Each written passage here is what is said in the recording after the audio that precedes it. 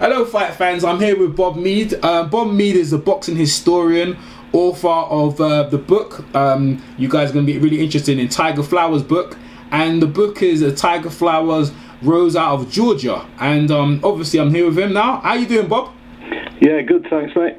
Okay, great. So Bob, so we're going to obviously start, let's go straight into the Tiger Flower book. So Bob, how did you go about researching Tiger Flowers, and what made you be interested in him? Yeah, he was just some guy that he was a guy that I knew nothing about, really. He was just there, sandwiched in the middleweight list of champions between Harry Greb and Mickey Walker, who are obviously great figures to boxing historians. I mean, I knew that Tiger Flowers existed. I knew he was called the Georgia Deacon, that he was said to be a deeply Christian man who came out of the South and won the title. I knew the basics, but I didn't really know about him, and I was idling, looking at kind of possible books and possible stories, and the way I do it is tend to start a book, write, I don't know, 10, 20, 30,000 words, and then decide whether I feel like going on to make a book of it, and more often than not I ditch it.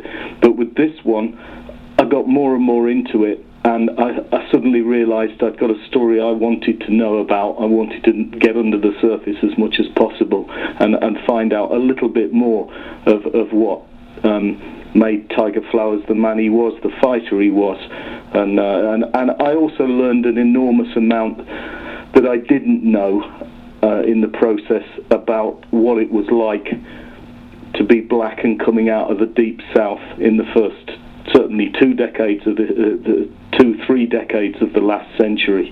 Like everyone else, I guess I knew about lynchings. I'd read the basics. I understood in some vague way that it was a terrible time and a terrible prejudice that was restricting so many people. But as I read more and more, I realised I was an innocent. I didn't know the half of it. I didn't know what these people had to deal with day after day after day, and that made me feel like I wanted to tell his story even more than to me it was becoming more than just a boxing story.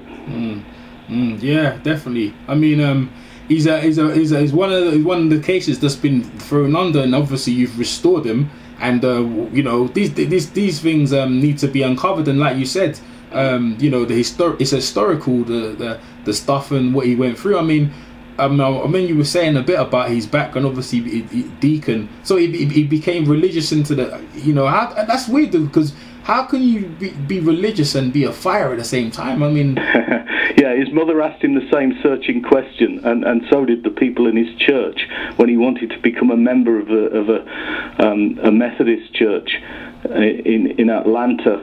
The congregation said, "But how can you reconcile your faith in God with a profession that is based on violence?" And he said, "Easily, that's my job. And ambition is God-given, and that's what I've got." And he quoted one of the Psalms to them, and basically gave them a good reason why it fitted in with his faith, that it wasn't violence, that it was sport, that he was ambitious, yes, that was God-given, and he was there as a person who would testify to his faith to people who didn't necessarily encounter that kind of thing. So for him, it was something. He said, "Blessed be the Lord, my strength." That was the quote he used, that psalm goes on to talk about, "He teaches my hands to fight," and in different context, obviously, but he used that to try and tell people, look, I can do what he saw as God's work. In that profession, and his mother always had a problem with it, I think. I mean, when he left home, she gave him a Bible, and he carried that with him all the time. And publicists made more of that than they needed to make, because obviously he was a rarity. He was a man of great faith who didn't shy from that, and in a pretty strange world. And when he went to New York, which was obviously, you were talking about the Prohibition era, full of gangsters, full of individuals who've had no principles whatsoever beyond the lining of their own pockets. And he was. It's natural that some of the journalists of the day would think this is too good to be true. This guy is. He's a fake. There must be something in there somewhere, and they all got very cynical, and not one of them found anything to suggest that he was a fake at all. And they liked him. They thought he was great. He was a genuine man who did walk a straight life through this chaos and corruption and the rest of it.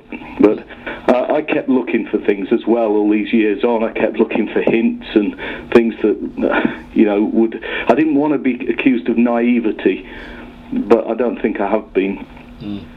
So set a scene for us. So where did he come out from? Was he born out of slavery, West Indies? Set a background for right, okay. I don't want to go too much into your book because everyone wants to read it, but that's all right. Give it all. Go ahead. Yeah, he was born in 1893, I believe. I've done research on his birth, and his birth is still a little bit kind of in doubt because he wasn't registered. He was born to a poor family in a small town called Camilla, Georgia, down in peanut and pecan country, and his family left there and went to the seaport of Brunswick when he was a small boy, and he was one of several children to a kind of honest, God-fearing, poor family. There would have been slavery in his background, but those people aren't on the registers. We've got his mother and his father coming from Alabama and Georgia. We haven't got his grandparents. We've got his wife's grandparents, but sometimes you just can't find these people. They're just not referred to, and they weren't living. Maybe somebody better than me will unearth them, but they would have been slaves in Georgia. His grandparents would have been. There's no other way. Occasionally there were freed people, freed African Americans who were able to exist without being owned, but there really wasn't a great deal. They didn't lead any privileged life, other than they weren't owned, and there weren't that many of those. So he would have come out of slavery. And I talk about what it was like for those people when they came out of slavery, and when I looked at because his wife was educated at Tuskegee, I think that's how you pronounce it, in Alabama.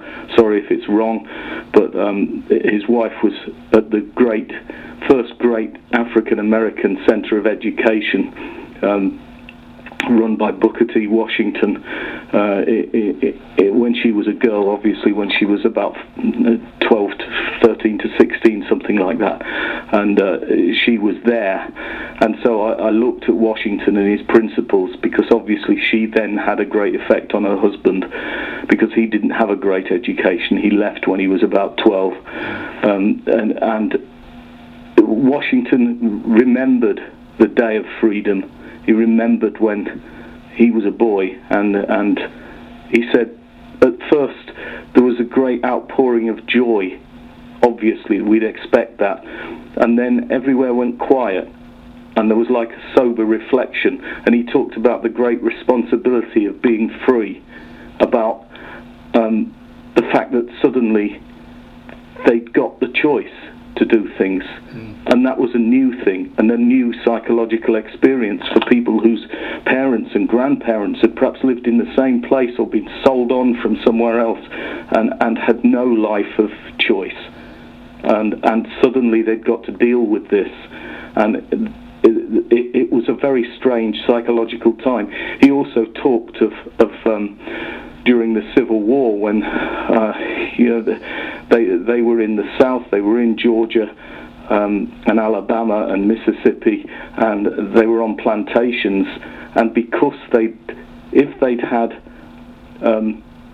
families that had been relatively good to them given the circumstances, and had treated them fairly in context, they felt something for them. They felt a responsibility for them. They had their place in society, and he remembered that their family were desperately sad when one of the sons of the white owners was maimed or killed in the Civil War, and that man was fighting to keep them in slavery, but they still felt a sadness, and it was a very complex time, and I was trying to understand this and trying to understand what made we all come out of our grandparents, our parents, their experience, what they've gone through, and that would have been the same for him. And I don't know who his grandmother and grandfather were, but he would have known, and maybe that then becomes relevant. That's what I felt anyway. And then obviously there was the period of Reconstruction where people tried to rebuild, found it impossible, and then in comes the hard stuff, the original Klan and the vigilante groups. Yeah, from the Civil War, yeah. Yeah, after that, there was a period of Reconstruction when they tried to kind of get the country going, but you know, it didn't work, and the number of black people who voted went down viciously, dramatically, from the 1870s and 1880s to the end of the century. It dropped because people were intimidated, because it was a time of great difficulty, and the lynchings began or increased, and white loose white groups of vigilantes or disadvantaged people or whatever were making life extremely difficult, and obviously that worsened. And I tried to go into that and put that in context so that you can see what he was coming out of. But it was something that we can only really get a stab at now. And I've done my best with it, but that's for others to judge. Yeah, definitely. We'll go into this, that. I mean, you set the scene for the background of obviously, like what you said, obviously slavery and Civil War, and obviously a prejudice and stuff like that. So how did he? So under all them things, and how did he become a boxer then? I mean, yeah, he met a heavyweight called Rufus Cameron, and he was working in Brunswick, and he was newly married. He'd just married his wife, Willie May, in the autumn of 1915, and he was 22. She was 4 years younger, I think, and from memory, sorry. And they'd got no money. He was just doing a job for $1 a day down at the docks, or trying his best, but they had no prospects. And somehow he met a heavyweight called Rufus Cameron, who was born in Texas, but then found his way to Los Angeles, and he was a kind of second-rate guy. You know, he lost to the best fighters, but he made a living, and he travelled, and he went to Mexico, and he'd gone across America boxing, and he offered to give him a lesson, and Flowers was hooked. According to his wife, Flowers was hooked straight away, and he thought, this is what I want to do. And maybe he thought that Cameron had earned more money. Cameron was, I don't know Cameron's personality, but he was certainly outgoing. He was certainly, you can imagine that this small town kid with working on $1 a day suddenly saw this guy come in who travelled, who'd had good money in his pocket, and was interested, and was physically very, very, very fit anyway, and wanted to learn. And there was a biography written of him just after his death, when he was famous, which was a big deal at the time, but obviously his name doesn't mean the same now. But in that, his wife was talking through the author. Her voice is very, very clear in that. It's almost like parts of it are her story, not the author's. And she said he was hooked from the beginning, and he would get up before work and he would train, and he'd go out into the garden and he'd punch his bag that he'd hung up on the washing line or something, and he'd just trained phenomenally hard from the beginning. He was dreaming already, and it was a neighbour who called him Tiger because his proper name was Theodore, and she was having a laugh at his expense that he was always outside, and she said, look at that guy, he's out there, you've got a tiger there, Mrs. Flowers, and it stuck. And one of the others suggested that she should get him locked up because he quite clearly wasn't right in the head. He was always outside hitting this bag and doing whatever Cameron had told him to do. So he was hooked on it from the start. Gets under your skin, doesn't it? It's the sort of game. Yeah. we all know we all bugged. Yeah. Yeah, and so you, I mean, already said that. And I mean, the time when he started again, so to see the guy who taught him, was it like, did he come out the bare knuckle area, or he was talking at the gloves? Because I remember talking to Colin Alcott, he's saying the gloves then, they were full of horse feather, so I don't know, maybe his gloves are a bit more padded. I mean, they were basically like gloves. They would have fought in all kinds of places where they did have gloves. It wasn't the bare knuckle era, it was after that. Yeah. But yeah, the gloves may well have been pretty rudimentary things that, especially some of the fights they had, some of the places they fought in. There was like a carousel for black fighters. They'd go and fight in front of black audiences, and it was like, education for the African American people was deprived. Yeah, they got schools, but nobody cared about them. Nobody gave them good equipment, and you could probably say the same for the kind of circuit of that the African American fighters of the time trod when they weren't given anything to really help them. And you can imagine, can't you, that some of the gloves would have been pretty ropey things. Yeah, definitely. I mean, another thing I was going to ask you, so how did he, like at the time, okay, so the year we're talking about, black fighters didn't really fight white fighters, it was just becoming a bit, I mean, obviously after the Jack Johnson, they're getting used to it, so he's fighting obviously white. When did he feel like he could get this? Because I'm looking at his resume, and he fought Harry Greb, a young Bob Foster. I don't know if it was the proper Bob Foster. No. The Bob Fitzsimmons, Bob Fitzsimmons. No. And he fought Mickey Walker. Well, okay, it wasn't. Yes, that's right. Yeah, he did fight white fighters, and some states allowed it. It took time. Each state had its own rules. And but even as late as 1925, the mixed fights, as they called them, were temporarily banned in California, which is supposedly one of the most enlightened states. And it was unheard of and unthinkable in the Deep South that black and white would mix.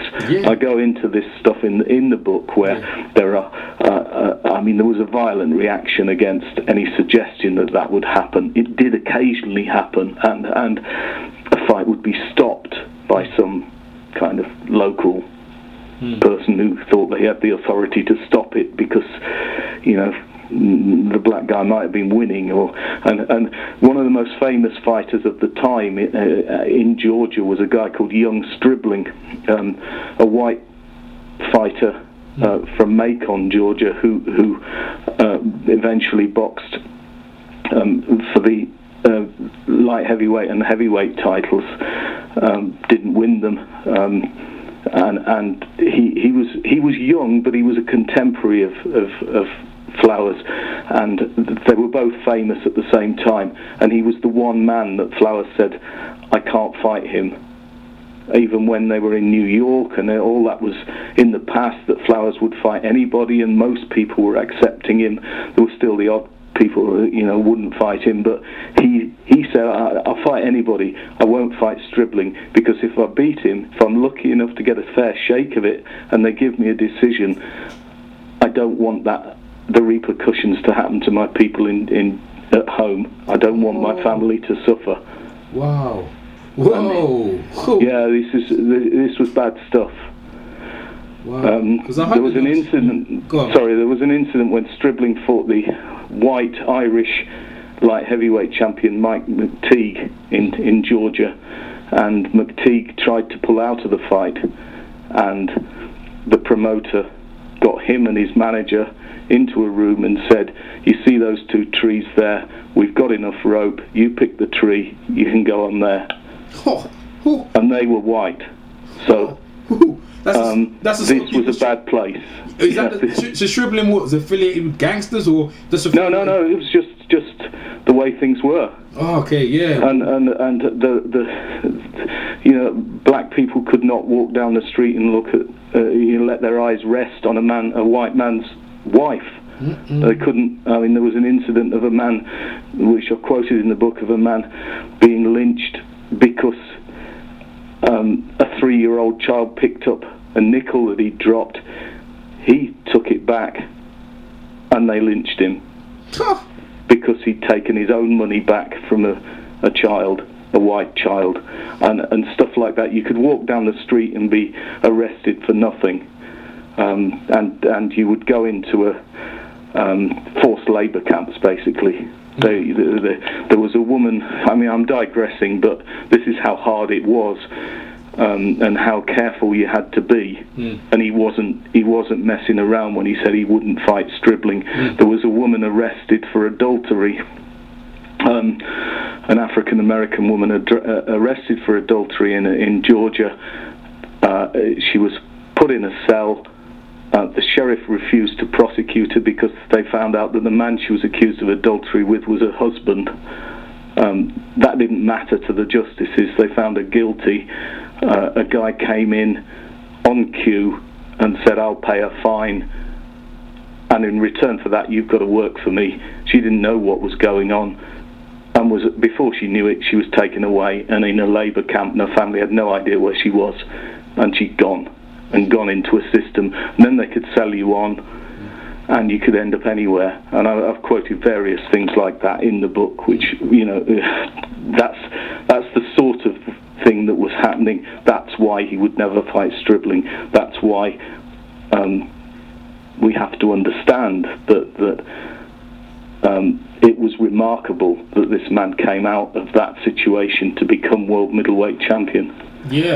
I'm looking at his box record. There's a guy called Alton Towns Joe Gans. It's not the original Joe Gans. No, that's right. That wasn't him. That was a different guy. That's right. That was Allentown Joe Gans from Pennsylvania, another black fighter on the circuit. These guys just worked a circuit, often fighting each other many times, moving from town to town. But Flowers was so popular, so he put himself on the line that he drew audiences, first among black audiences, but then also mixed audiences, and in the states where he could fight white people, and the fighters, I think, pretty much like today, you go inside the game, and the issues of colour of skin matter a hell of a lot less, and the boxers are boxers. And they had, most of those had no trouble fighting at all. So where they could, they put the fights on, and he grew more and more popular, and he got a kind of momentum going. But to do that, he had to cover thousands and thousands of miles by rail and road, to do it, fighting way too often for his own health. But he just kept on going until he broke through. I can see the 1 year they racking up loads of fights, and as I pointed out to the viewers, that obviously the gloves, they wasn't padded like they are now these days. Like I said, they're probably full of horse hair in there, and you obviously had to, and obviously the stuff he was enduring, had to be a very strong-willed man. So let's go on to the Harry Greb fight. The Harry Greb fight, when he obviously got his chance to get the shot title. So how did he go about getting the shot of the title and against Harry Greb? Yeah, he fought the guy I mentioned earlier in the interview, Mike McTeague, who'd been light heavyweight champion, who was a tough guy, a bit of a spoiler, who'd had bad hands, didn't fight as often as he used to, and they wanted a charity night. Just before Christmas in 1925, and at Madison Square Garden, they made a fight. They didn't really want between Mike McTeague and Tiger Flowers, and Flowers was popular, but McTeague was going to spoil all night. They worried that it wouldn't be a good fight for their punters, but it was the only thing they could get. And when it came to it, Flowers, apparently there's no film of it, but Flowers, according to reports, just outworked McTeague, who didn't want to be there really, who just did what was necessary and got through the fight. That's the impression you get anyway. And McTeague just got through it, survived, countered, fiddled, and got the decision. And there was an outcry, there was an outrage amongst all the reporters at ringside. Pretty much all of them were saying, this is a complete disgrace, it's an embarrassment. We think we get bad decisions now. Well, they had them then as well. And almost as a reaction, Flowers got huge sympathy from that, and the great promoter Tex Rickard liked him because he gave value and made the Greb fight. Wow. He got them both together and made it. Greb was a great fighter who never had a problem with he didn't care who he fought. He'd fight anybody, and he never barred a black fighter. And he was the sort of guy who would have fought Jack Dempsey. He wanted to fight Jack Dempsey, the heavyweight champion, who was pretty much feared at the time. Greb didn't fear him. He'd have fought him. He busted him up in sparring, and he didn't care. And so by then, to be fair to Greb's reputation, now he was struggling. He was almost blind, and he was on his last stretch of his career, and Flowers got him at the right time. But they had fought before in a no-decision, non-title fight, and reports are conflicting. There are some people thought Greb had won it. There were others who thought Flowers won it, but difficult to tell. And enough thought Flowers won it to make a case for him winning the return for the championship when it did come. And Flowers fought out of his skin, didn't stop throwing punches, kept doing what he does. The reports suggest he was just as unorthodox and unpredictable as Greb was without the fouls. Greb was a legend for taking the law into his own hands. He saw referees as interfering policemen and didn't appreciate their presence in the ring at all, so he liked to do what he wanted. And Flowers would match him. If he was fouled, he wouldn't put up with it. But at one point, he stood back and says, is alleged to have said, Mr. Greb, I don't really mind you fouling me all night long, but please don't take the Lord's name in vain. And Greb stopped swearing. From that moment on, he said, I just burst out laughing and I couldn't swear. What was the point? And fouling, what's the point in that? Because the guy was with me all the way. So it was a hard 15-round fight. And maybe as a reaction to the McTeague decision, Flowers got the verdict. It was very, very close. And he got a split decision, and he won the middleweight championship. And of course, Georgia went mad. White and black celebrated his victory in Georgia. He was one of theirs, and they recognised that, and they recognised his character. He wasn't Jack Johnson, who'd provoked people into outrage by parading white women around all over the place and doing what he wanted. A wholly different character, and obviously a very admirable one in very many ways. But the reaction he had was to cause problems, and Flowers wasn't like that. People respected what he was, and that he'd invested his money in institutions in Georgia, in Atlanta, where he was living by then, and he and his wife were straightforward, ordinary Christian people. So he'd got a lot of support. When he won the title, people were glad for him. You're actually very surprised when you said that white and black was that he reminded me of Joe Louis. I think maybe he may have helped in the whole thing with Joe Louis. I mean, he won the title around when Joe Louis was just coming onto the scene. I mean, maybe... yeah, I think he did. Yeah. I think he formed a bridge between Johnson and Lewis, and later fighters like Ray Robinson and the baseball star Jackie Robinson, maybe even Jesse Owens, who won those golds in the 1936 Olympics. Although he was an amateur, he got his chances. I think Flowers' his contribution to sporting culture in America is vastly underrated. Has been forgotten. It's been forgotten that he broke barriers. Yeah. With his own character. Yeah, because they will say Joe Louis, but obviously it's before Joe Louis's time, and obviously Jack Lawson did provoke a lot of people, and because a lot of fight films was lost. I don't know, maybe that's probably why the Tiger Flowers film was probably lost, but a lot of fight film was banned. Yeah, that's right. The Jack Johnson fight. There was a law in well, I think it was a federal law that banned the transportation of films, and therefore films of Johnson were even when he lost the title against Jess Willard, the movie wasn't seen, and that's why Johnson was able to say, "Oh, I lay down, it was a fix." And nobody could see the film at the time. It did exist, but in the end, it wasn't seen until the late 50s. Yeah, and so that was people didn't see these things happen for themselves. But Tiger Flowers, they did make a movie. His manager Walk Miller made a documentary that was shown in theatres. A fairly fictitious thing, I would imagine. Walt Miller was a publicist as well as a manager, and he did his job of promoting Flowers to the championship.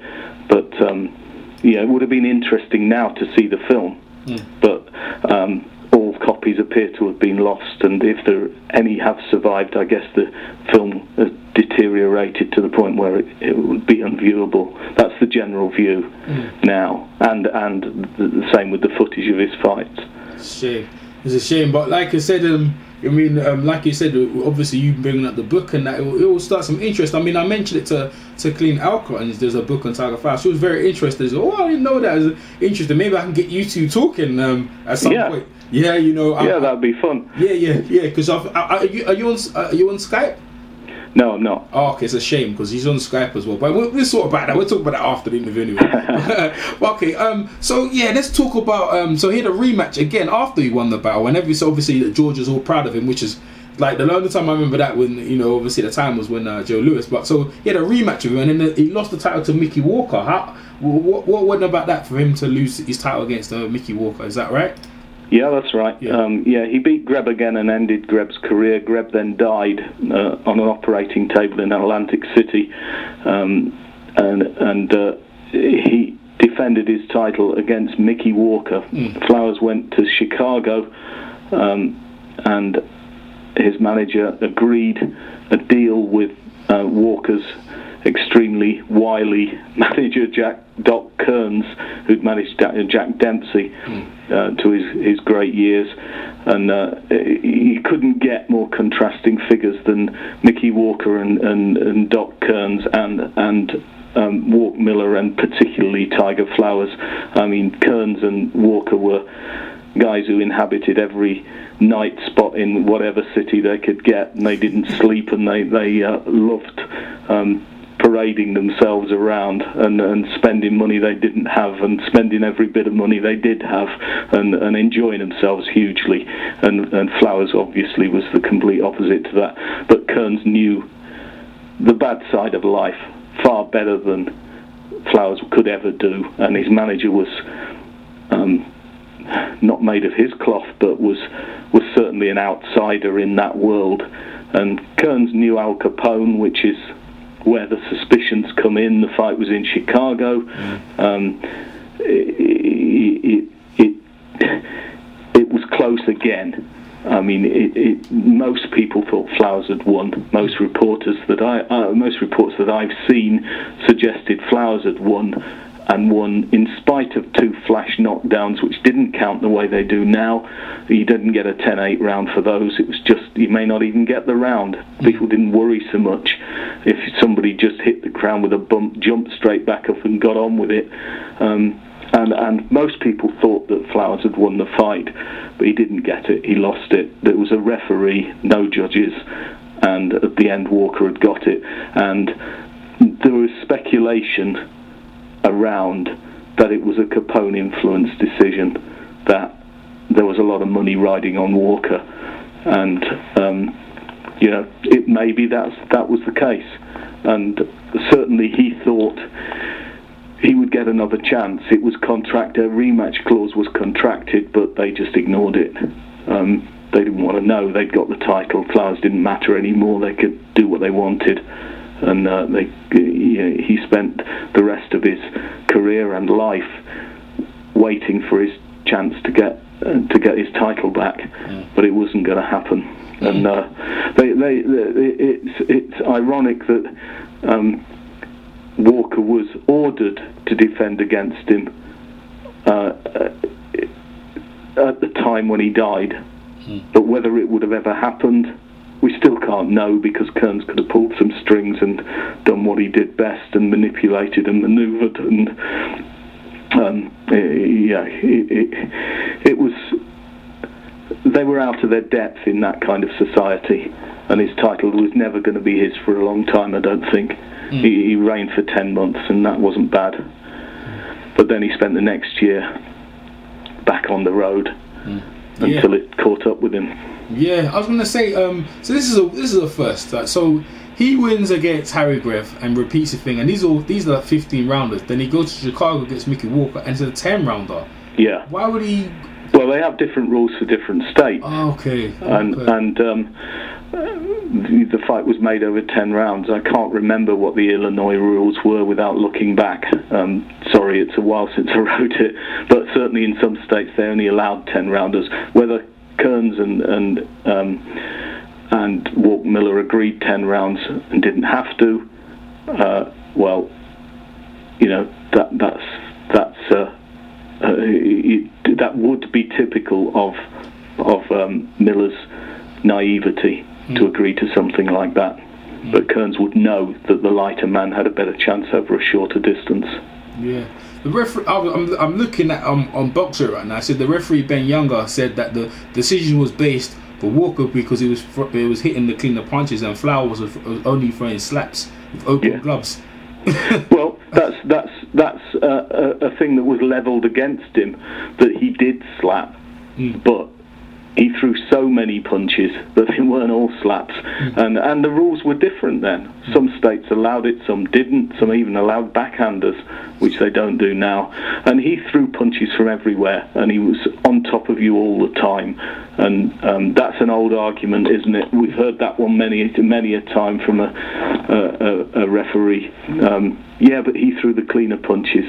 Yeah, you know what's amazing? You know what's amazing to me as I'm looking at the record? I'm not too sure. I don't think he ever got knocked out, and even when he finished his career, unlike most fighters, he finished his career on a win. He was winning fights. He seemed like he probably just maybe lost out of interest, but he looked like he was. He did. Yeah, he'd fought, his last fight was against a 200-pound heavyweight called Leo Gates. Yeah, and he repeatedly conceded huge amounts of weight, and unfortunately that you know, it was a hard way of life, and it took his toll. He'd got scar tissue, he'd been having headaches, dizzy spells, and people then didn't know what we know now about the cost of boxing, about the cost of getting hit in the head hard and often. And he took shots. He must have done over that number of fights. You know, he fought when he was still bruised and sore from the previous week, maybe when he was still cut a little bit. He just carried on, and eventually it caught up with him, and he had scar tissue forming lumps of gristle on his face, above his eyebrows, particularly above the right eyebrow, and he got the dizzy spells, and they put it down to sinus problems, which possible but unlikely, that it would cause the discomfort that he was having completely. I think he was suffering from the effects of his career, but obviously you can't prove it. So they put him in for a hospital operation in a clinic, not a hospital, of a respected New York surgeon called Wilford Freilich in 1927, in November 27, just after he'd had his last fight. And it was supposed to be routine. It was supposed to be just a question of removing the gristle, but and repairing his face. But it was supposed to be so minor that he didn't even tell his wife about it. And she was back in Georgia. He went under the knife in New York, and he died the same day. He died without ever really recovering from the surgery, and that was then sparked off the terrible mourning, and his life had ended suddenly and dreadfully, and there were a lot of repercussions. I've gone into the book into Freilich's competence level, and I think there were holes in his reputation that suggested he shouldn't have been anywhere near handing out anaesthetic when they didn't really know what they were doing. And there were a lot of people at the time who said if it was a black medical team working with him, he wouldn't have died.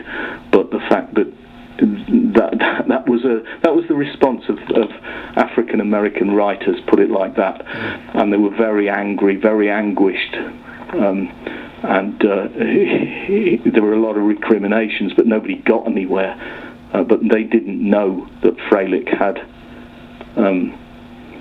the deficiencies that I suggest in the book were the case. Yeah. I won't go into them in here, but I think there's enough evidence to suggest he was a bit of a charlatan, and that was the tragedy, that his life ended when maybe it shouldn't have done. It didn't need to. Certainly, it didn't need to. A proper, competent doctor, I think, would have treated him differently. But there we go. That's in the book, and so's the aftermath of the death, when his body was taken back to Georgia, and he was given a huge funeral that almost befitted a politician, a great statesman, rather than a fighter. There was general mourning and general regret, and then it's without giving the whole story away, his manager then turned from being, in another dramatic twist, the manager turned from being the guy he thought of as a friend, the guy who'd been with him all that time, suddenly tried to take possession of his estate and tried to put his wife in an asylum and his daughter in an orphanage, by stealing his money, basically. Wow. By trying to take his money, and that's a twist that the book covers, and the African American journalists of the time quite rightly came out in force and did manage to save the house from his manager and save his possessions, but they were still forced out and forced away from their home by some kind of white racist pressure in the end, that probably wouldn't have happened if Tiger Flowers had lived. Yeah. Oh man, Swiss as well. It's got me gripped. Me, I'm looking to go and find the book, and I reckon everyone listening to you is probably gonna go definitely go and read up on this book and read up about this historical man and his historical life in boxing, which a lot of people obviously missed. And with you, this I'm actually very I don't know what to say at this, but it's got you gripped. I can see why you went and researched it and things. It's a tragic, but it's a tragic story. But these sort of things happen in the fight game, and yeah, he was a great man. I mean, he's obviously going to remember as an all-time great. It's a shame. It's a shame the way it ended, man. It's a shame. It's a shame. I hope someone finds the fight footage. Maybe it's been you know, maybe it is thing, but maybe you never know. Someone can come out with that footage. I mean, they're discovered. Yeah, maybe. Yeah. We can all dream of seeing him. It would be great to see him. I think if we did, styles have changed so much that we'd probably think, wow, he was different. But I think as agricultural as his style might seem to us now, he was a southpaw who threw punches from everywhere and anywhere. The thing that would come through was the work rate, the kind of nature of his the fact that the man put himself on the line so much that he attracted people to see him because he gave value all the time, every fight. And yeah, great fighter, and I feel privileged to have at least attempted to have told his story. I think all books like this are abandoned, not finished, because you can never ever get far enough. But I've tried my best, and I hope people like it, or at least are interested in it. Yeah, well, yeah, definitely. Well, Bob, man, is there anything else that you want to share with a guy that you feel like that, you know, anything you didn't want to share, or you didn't get the chance to say on Sky about the book, or do you think we've discovered everything that you might say? Because I know I've been prompting you about questions. That anything you might want to get out about the book or anything, or? No, I think that it's there for people to find. It's there for people to see. You know, I have some available, and if people want to contact me through Twitter or something, I guess you say that your Twitter is Bob Mee 1. If somebody wants to contact me for a signed copy, they're very welcome. Otherwise, yeah, if you find his story interesting, then please look further. And yeah, I feel that there will have been more to it than I can get to, because I'm writing so much longer. I did try to contact his family. I did have contact with them. There's a piece in the book about how that went, and I'm very pleased with the help that I did have, but I feel great frustration that perhaps, without telling you the ends of the book, that I didn't get far enough with that. And maybe in future, if any member of Tiger Flower's family and descendants now have any family stories to tell, there's a for maybe a later edition that could be added in and maybe reworked. But that would be very welcome if anybody did want to do that. But yeah, it's been a privilege to write it, and I'm glad I have. Yeah, we are as well, and it's been a privilege you coming down and coming to the YouTube boxing community and talking to about that. I'm gonna put your Twitter handle underneath, and how people can contact you. And yeah, man, it's been a great listen, and yeah, I enjoyed it very much. Yeah, so okay, alright, then I'm gonna sign out then. Alright, and fight fans. Hopefully, we get to talk Bob Mee again, maybe with Clean Elcott. Oh, that'd be great. I'd enjoy that. And yeah, thanks very much, Bob. And we'll catch you on the next one. Sure, thanks. It's been a pleasure. Okay then. Bye.